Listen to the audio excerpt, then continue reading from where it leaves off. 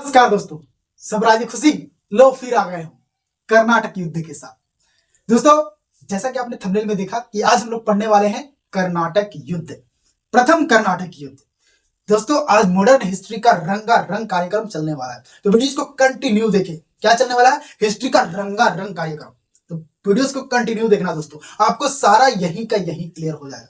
दोस्तों, यूट्यूब पर पहली बार आज ऐसा वीडियो आने वाला है, पूरे यूट्यूब पर पहली बार जो कर्नाटक युद्ध है वो पहली बार ऐसा वीडियो, बस मेरा गारंटी है कि आपको यही याद होकर के ही जाएगा। लेकिन कब?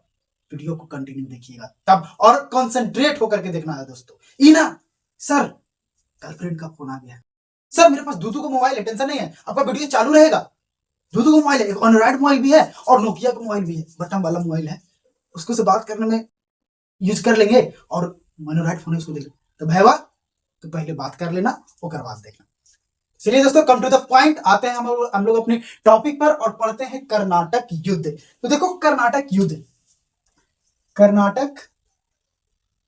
युद्ध आज बवाल होने वाला है दोस्त, आग लगने वाला है। बस कंटिन्यू देखते रहिएगा वीडियोस को, आपको सारा का सारा चीज यहीं पर याद हो जाएगा। यहीं पर रिवीजन भी मैं करवा दूंगा, लास्ट के 1 से 2 मिनट में आपको रिवीजन भी, जितना चीज मैं पढ़ाऊंगा वो सारा का सारा आपको 2 मिनट से 1 से 2 मिनट में सारा का सारा रिवीजन भी करवा दूंगा, यानी कि यही यूं घूमने लगेगा दिमाग। तो देखिए, कर्नाटक युद्ध जो है, सबसे पहले ये जानते हैं कि कर्नाटक युद्ध किसके किसके बीच में लड़े गए। पहला तो मुद्दा ये आता है कि कर्नाटक युद्ध जो हुआ किसके किसके बीच में हुआ। तो कर्नाटक युद्ध जो हुआ दोस्तों, वो फ्रांस और ब्रिटेन के बीच में, फ्रांस और ब्रिटेन के बीच में ये युद्ध लड़े गए। कर्नाटक युद्ध जो है सो फ्रांस और ब्रिटेन के बीच में ये युद्ध लड़ा गया। अब देखो, कर्नाटक में कितने युद्ध लड़े गए। तो कर्नाटक में जो है 3 युद्ध लड़े गया। 3 युद्ध, मैं एक चार्ट बना दे रहा हूं, चार्ट, नोट चौमिन, चार्ट, ठीक है, जिससे आपका सारा चीज क्लियर हो जाएगा, एक ही जगह पे आपको सारा चीज मिल जाएगा। तो यहां पर देखो, प्रथम कर्नाटक युद्ध, प्रथम कर्नाटक युद्ध। दूसरा जो है वो है द्वितीय कर्नाटक युद्ध, द्वितीय कर्नाटक युद्ध, द्वितीय कर्नाटक युद्ध।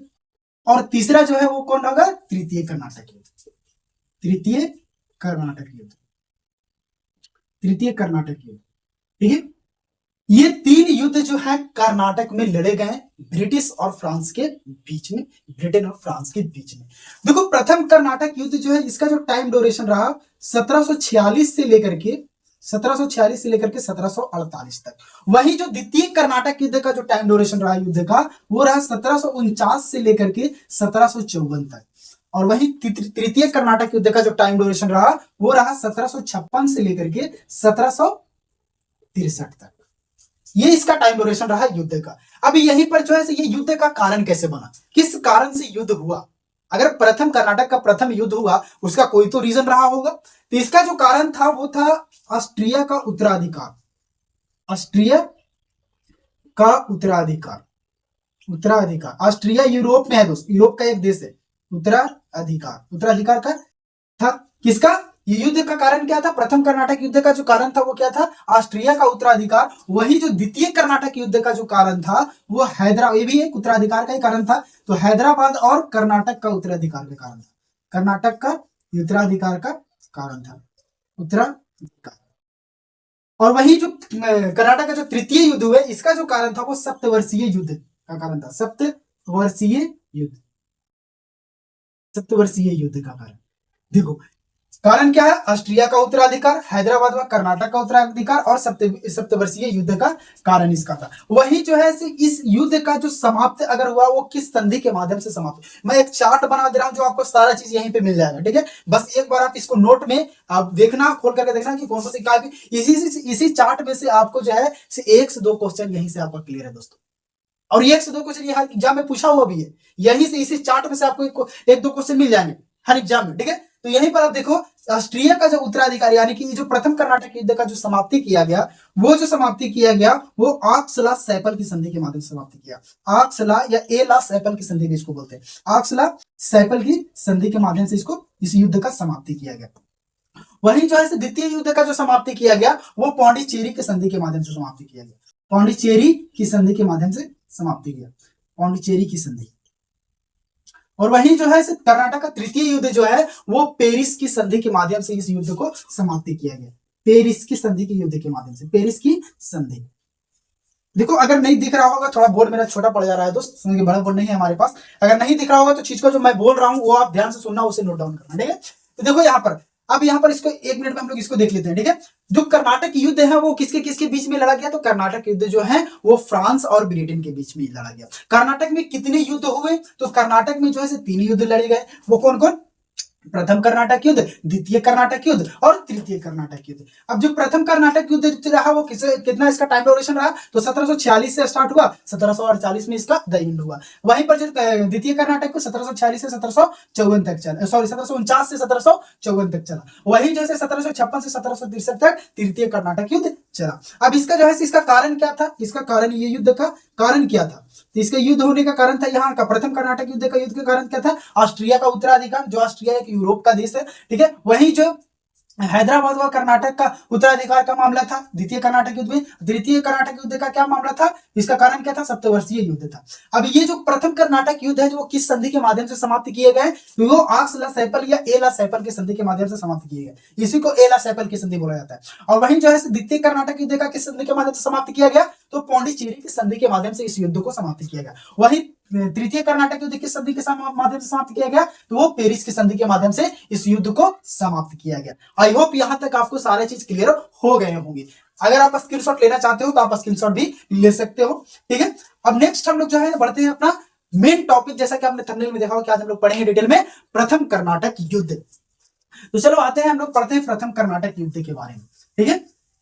तो आप अपना हेडिंग बना लेना, प्रथम कर्नाटक युद्ध, मैं भी अपना हेडिंग बना लेता हूं। तो यहां पर जो हम लोग पढ़ेंगे वो प्रथम कर्नाटक युद्ध पढ़ेंगे दोस्त। एकदम सारा चीज आपको यहीं पर क्लियर हो जाएगा, बस वीडियो को कंटिन्यूसली देखना और कंसंट्रेट होकर के देखना वीडियो को, ठीक है। तो प्रथम कर्नाटक युद्ध, प्रथम कर्नाटक युद्ध पढ़ने वाले हैं हम लोग। अब देखो यहाँ इसका क्या कहानी है, इसका क्या माजरा। तो मैंने बताया कि प्रथम कर्नाटक युद्ध जो हुए वो किसके कर्नाटक युद्ध किसके किसके बीच में लड़े गए, तो ब्रिटिश और फ्रांस के बीच में ये युद्ध लड़े गए। ये युद्ध जो है कब से कब तक लड़ा, कब से कब तक चला, तो 1746 से लेकर के 1748 तक ये युद्ध चला, ठीक है। ये युद्ध का कारण क्या था, मैंने आपको बताया, जो चार्ट में बनाया उसमें आपको बताया कि युद्ध का कारण क्या था, तो ऑस्ट्रिया का उत्तराधिकार, ऑस्ट्रिया का उत्तराधिकार का मामला था ये, इस युद्ध का होने का कारण उत्तराधिकार, ठीक है। अब देखो ये ऑस्ट्रिया का उत्तराधिकार, इसका क्या स्टोरी है, इसका क्या कहानी है, ठीक है। जो ये ऑस्ट्रिया है, ये तो सबसे पहले ये जानो कि ये भारत में नहीं, कहा, यूरोप का एक देश है, यूरोप का एक देश है ये, कौन, ऑस्ट्रिया, यूरोप का एक देश है ऑस्ट्रिया। यहां पर क्या होता है, यहाँ का जो राजा होता है वो मर जाता है, यानी कि मार जाता है, उसका मृत्यु हो जाता है। यहाँ का राजा का क्या होता है, मृत्यु हो जाता है, वो मर जाता है, तो उसका कोई उत्तराधिकार, यानी इसका एक बेटी रहती है, पुत्री एक थी, बेटा इसका कोई नहीं था।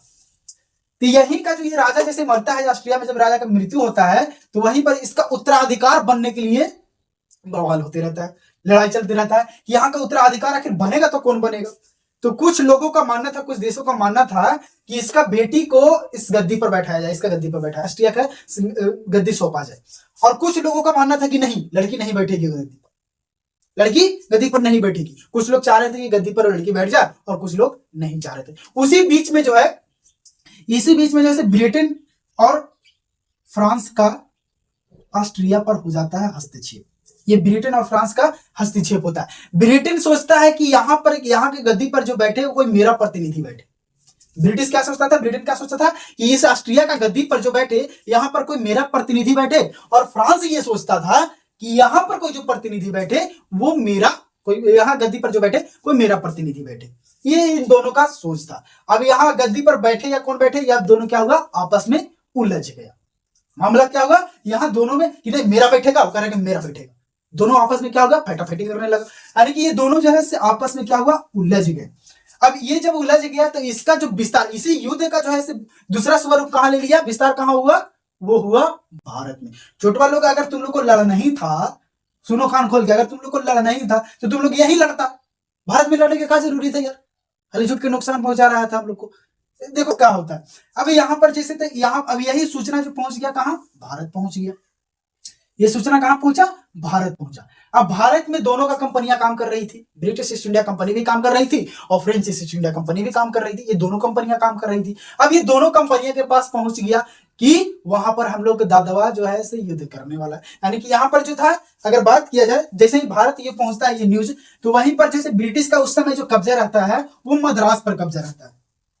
ब्रिटिश का जो कब्जा कहाँ रहता है, ब्रिटिश की अगर बात किया जाए तो ब्रिटिश का जो कब्जा रहता है वो मद्रास पर कब्जा रहता है। मद्रास पर ये कब्जा किया रहता है। कब्जा कहाँ रहता है, मद्रास पर इसका कब्जा रहता है। और इसका गवर्नर कौन रहता है यहाँ पर, वो रहता है निकोलस मोर्स। निकोलस मोर्स जो है इसका गवर्नर के रूप में यहाँ पे काम करते रहता है, निकोलस मोर्स। और वहीं जो है से फ्रांस का जो कब्जा रहता है भारत में, वो पौंडीचेरी पर कब्जा रहता है। पौंडीचेरी पर इसका कब्जा रहता है। और इसका जो गवर्नर रहता है फ्रांस का, वो रहता है डुप्ली। ये क्लियर आप रखना, ठीक है। ये आप चीजों को क्लियर रखना कि ब्रिटिश का जो कब्जा रहता है उस टाइम कहां पर रहता है, मद्रास पर रहता है। और उसका गवर्नर निकोलस, पूरा अगर आप नाम देखा जाए तो निकोलस मोर्स है। और इसका जो है वो है, इसका जो फ्रांस का कब्जा रहता है वो पौंडीचेरी पर रहता है। और इसका गवर्नर रहता है, वो रहता है कौन, डुप्ली। ये गवर्नर याद रखना, ठीक है, गवर्नर। तो इसका जो गवर्नर रहता है वो डुप्ली रहता है। अब यही जो युद्ध कहां चल रहा था, यूरोप में चल रहा था। लेकिन इस युद्ध का विस्तार कहां हो रहा है, चुटवा लोग भारत में कर रहा है, ससुरा लोग। यहां पर देखो, अब ब्रिटिश जो है, अब ये सूचना कहां पहुंच गया, भारत पहुंचता है। अब ये दोनों के पास पहुंचता है। अब ये दोनों में क्या हो गया, मतभेद उत्पन्न हो गया कि हमारा मालिक तो वहां लड़ रहा है, हम लोग को भी क्या करना होगा, हम लोग को भी अपना युद्ध की तैयार। तो इन लोग क्या करने लगा, इन लोग के बीच में ब्रिटिश ईस्ट इंडिया कंपनी और फ्रांस ईस्ट इंडिया कंपनी के बीच में मतभेद उत्पन्न हो गया। इसी बीच में जो है ब्रिटिशवा जो है बहुत चालू है, ये जो है शुरू से चालू है गोरखा। ये क्या करता है कि ये सोचता है कि अगर यहाँ पर तो हमारे और बीच में फ्रांस में तो दोनों में हम लोग का युद्ध की स्थिति उत्पन्न हो रही है, यही स्थिति हो सकता है कि भारत में भी उत्पन्न हो, क्योंकि मेरा भी कंपनी भारत में व्यापार कर रहा है और फ्रांस का भी कंपनी भारत में व्यापार कर रहा है। ऐसा ना कि वहां पर भी ये समस्या उत्पन्न हो जाए। तो ये ब्रिटिशवा जो क्या करता है कि पहले से अपना तैयारी कर लेता है और क्या करता है कि वहां से एक ब्रिटेन से जो है एक नौसेना भेजता है। किसके नेतृत्व में, कमांडर बर्नेट के नेतृत्व में। कमांडर बर्नेट के नेतृत्व में जो है, बर्नेट के नेतृत्व में जो है एक क्या बोलता है, सेना भेजता है भारत कि जाओ तुम किसका सहयोग करना, वो निकोलस मोर्स का सहयोग करना।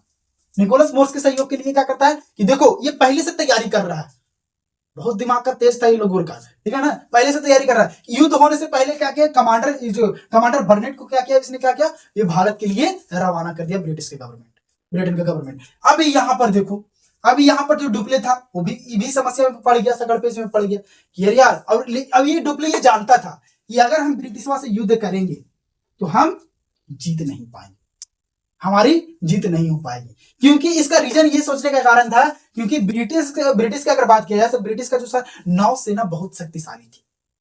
और इसका जो हुआ था उसका जो अगर बात किया जाए तो ब्रिटेन एक द्वीपीय देश है, द्वीपीय देश।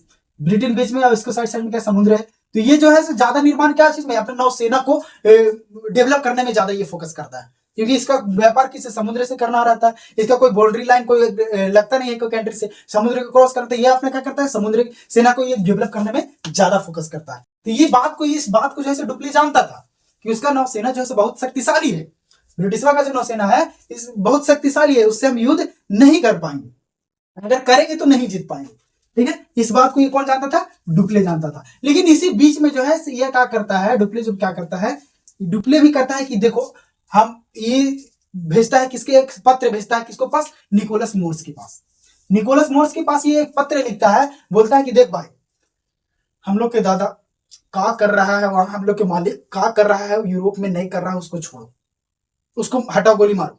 हम लोग यहाँ दोनों आए हैं व्यापार करने के लिए, हम भी व्यापार करने के लिए आए हैं। ये कौन बोल रहा है, डुप्ले बोल रहा है किसको, ब्रिटिश को, यानी कि निकोलस मोर्स को बोल रहा है कि हम लोग दोनों व्यापार करने के लिए आए हैं यार, तो हम लोग व्यापार करें ना, क्यों हम लोग आपस में उलझ रहे हैं।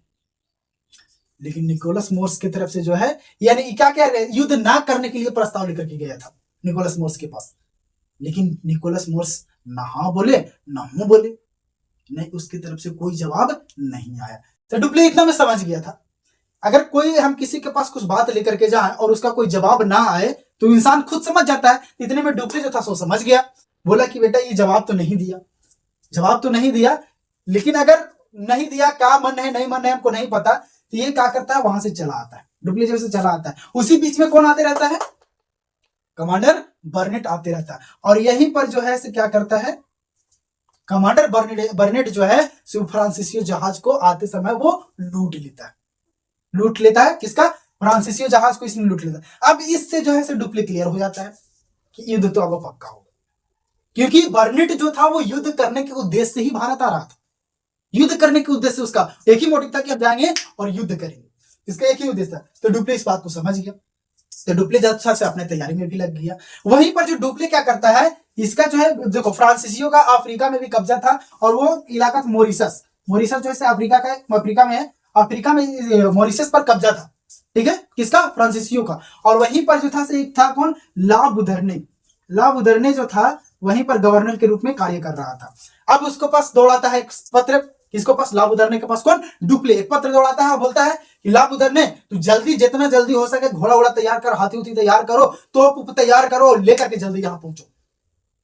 ला बुधरने को समाचार जाता है, ला बुधरने दौड़े दौड़े दौड़े दौड़े दौड़े आता है, कहाँ, मॉरिशस से कहाँ आ जाता है, पहुंच जाता है पौंडीचेरी, डुप्ले के पास, डुप्ले के पास पहुंच जाता है।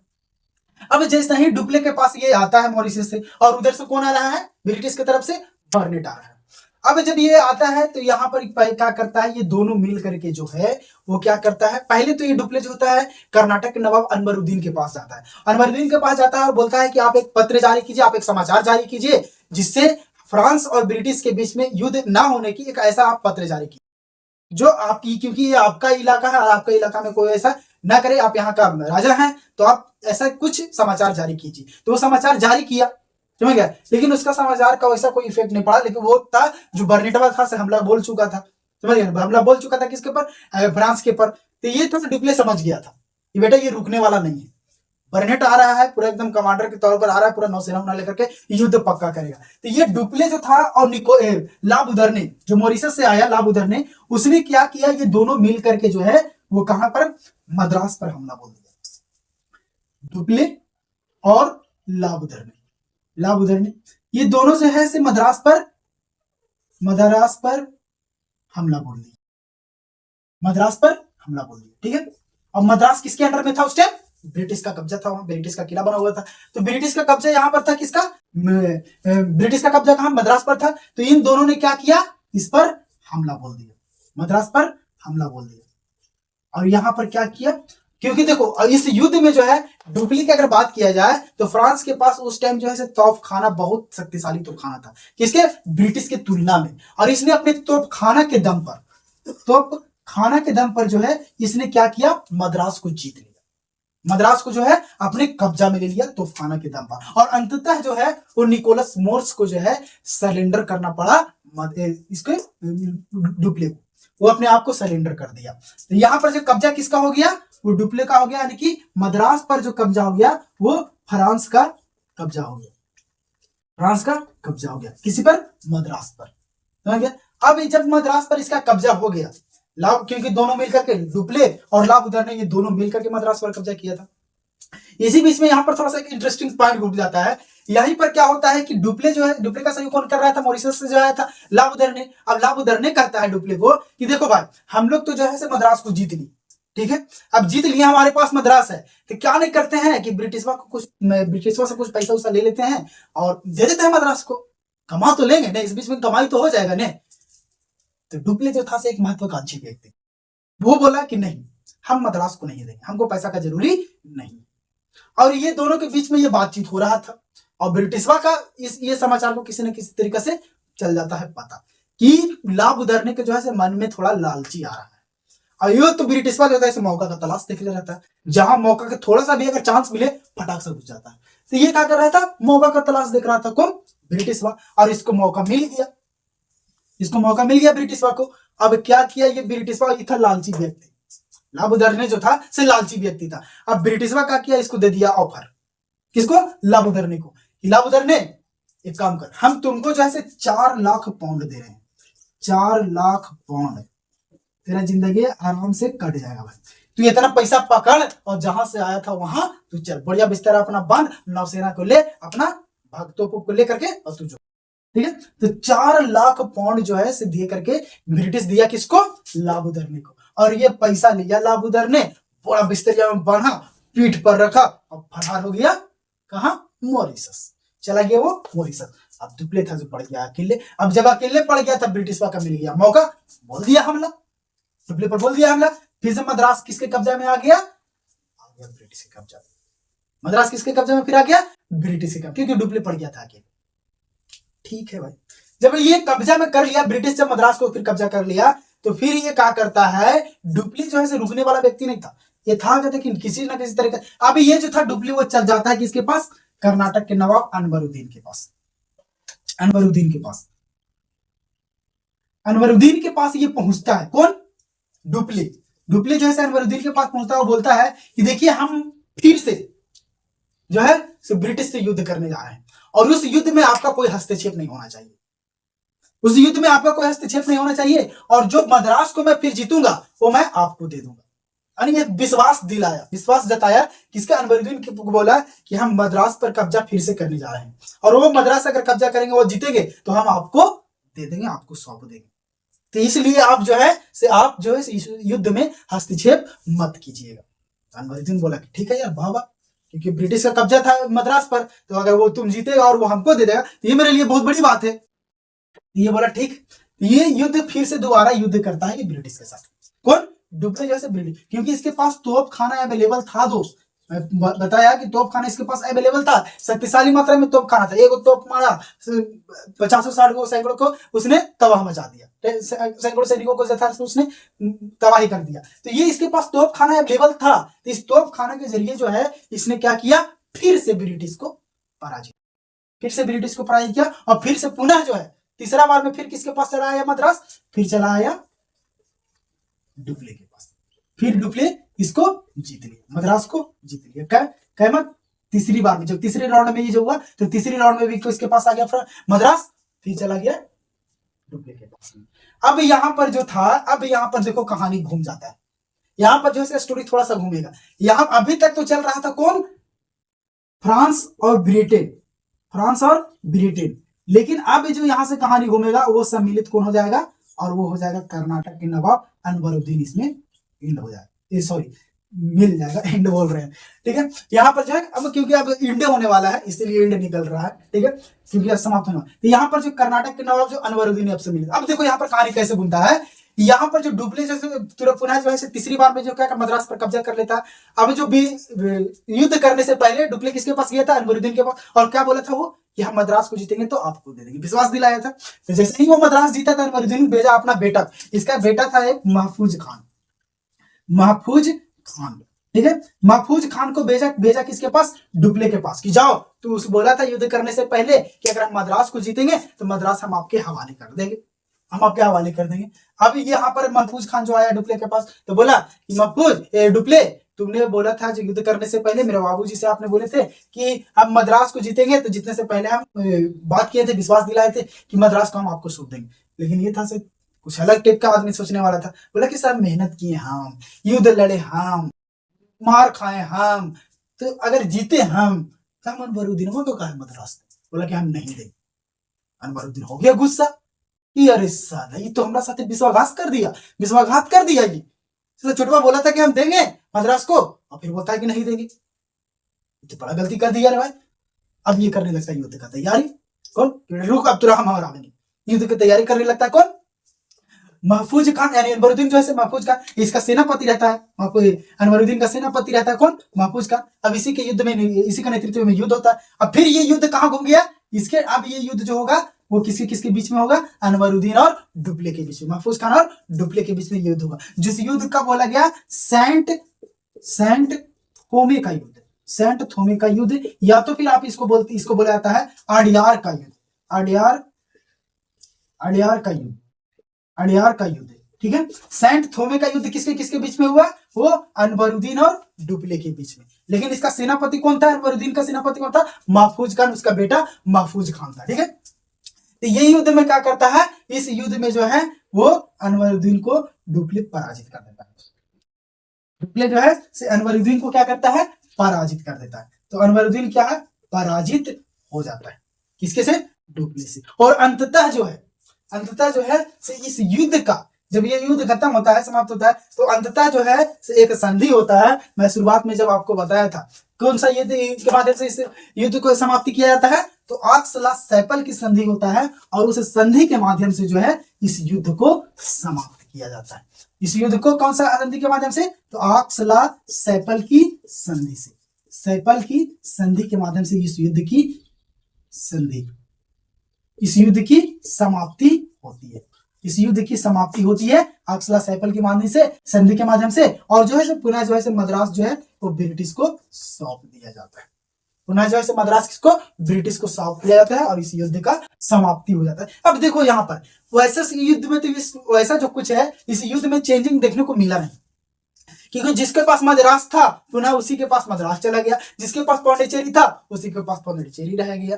तो ऐसा कुछ परिवर्तन देखने को नहीं मिला। लेकिन एक चीज इस युद्ध में जो देखने को मिला वो मिला डुप्ले और अनवरुद्दीन के बीच में जो युद्ध हुए, सेंट थोमे का युद्ध जो हुआ वो युद्ध, क्योंकि ये डुप्ले का मानना था, डुप्ले का ये कहता था, सोचता था कि अनवरुद्दीन के पास जो था वो सेना बहुत ज्यादा था, बहुत ज्यादा था, और इसके पास जो डुप्ले के पास सेना था वो बहुत कम सेना था।